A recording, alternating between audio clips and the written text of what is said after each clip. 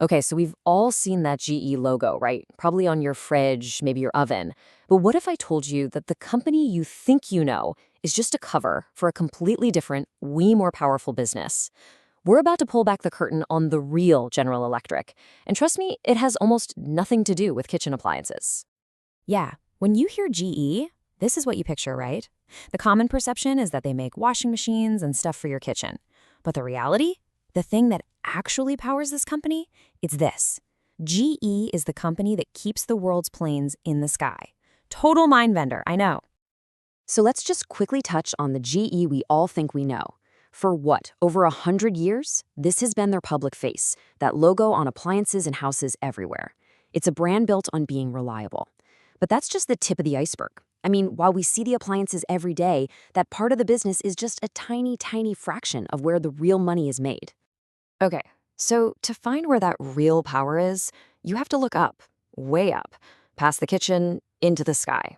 Because the company's true powerhouse, its hidden engine of profit, is a division called GE Aerospace. This is the part of the company that drives a huge chunk of their profits, and it runs on a business model that is, frankly, absolutely brilliant. And this right here, this is the heart of their strategy. It completely flips the normal way of doing business on its head. You'd think the big money comes from selling a multi-million-dollar jet engine, right? Nope. The real genius, the absolute golden goose for GE, is everything that comes after that sale. It's the lifetime supply of mandatory, high-margin parts that keep that engine running. And this focus on parts creates this incredible business structure. It's called an aftermarket monopoly. And as you're about to see, this isn't just some clever business plan. It's a fortress. And the walls of that fortress are built and reinforced by something no competitor can ever get around: government safety regulations. So what is an aftermarket monopoly? It's a simple idea, but wow, its impact is huge. It basically means that once a customer, say an airline, buys the main product, they are locked in for life. For the entire time they own that GE jet engine, they can only buy replacement parts from GE. There are literally no other approved options. Let's walk through how this monopoly works in the real world. Step 1. An airline buys a plane, and it's got a GE engine. Simple enough. Step 2. After thousands of hours in the air, a part wears out. It happens.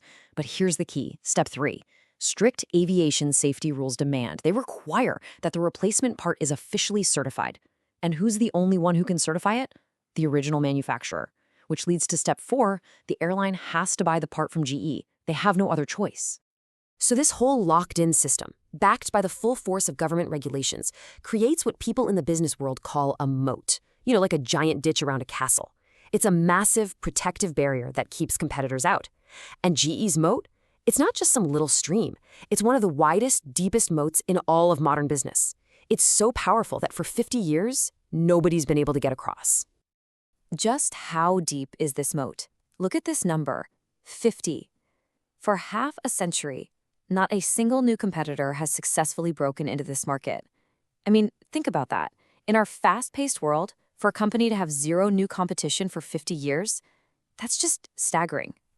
So why has nobody been able to break in? It's not for a lack of trying, believe me. The reason is simple and brutal: extreme barriers to entry. The walls of this fortress that GE has built are just too high for anyone else to even think about climbing. So what exactly are these extreme barriers? Well, it really boils down to 3 things. First, the cash. We are talking billions and billions of dollars in R&D just to design one engine. Second, the data. GE has decades of its own secret proprietary data on how their engines perform in the real world. No one else has it. And third, even if you had the money and somehow got the data, you'd still face this absolute maze of strict government approvals that can take years, even decades, to get through. All right, so let's put all the pieces together. You've got a monopoly on parts that's literally enforced by law. You've got this impenetrable 50-year moat protecting it.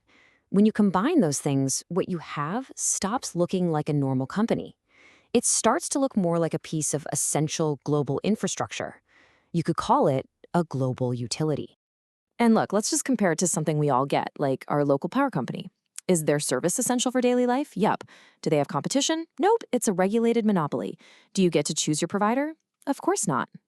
Now look at GE's aftermarket business. Is it essential for global travel? Absolutely. Is there competition for certified parts? No. Does an airline have a choice? Nope. It is the exact same business model, just operating at 30,000 feet. So really, this is the crucial point, the main takeaway.